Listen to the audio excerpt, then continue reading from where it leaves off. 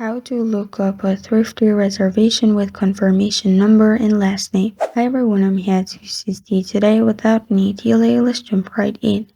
First, open Thrifty reservation page. Here, go to FAQs of change and cancel, and then press on reservation search tool. It will lead you to this page. Here, enter your confirmation or rental record and add your last name. Press on find rental. After you've pressed on Find Rental, you will find your Thrifty reservation.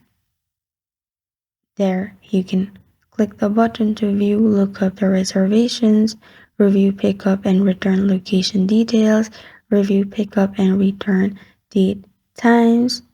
You can also re-enter info fields for accuracy. If you need changes, you can click on Modify and modify as well. And this is how to look up a Thrifty reservation with confirmation number and last name. Thank you for joining me today. If this video helps you out, please leave a like and subscribe for more. Got a question or want to suggest a topic, comment below. Thank you for watching.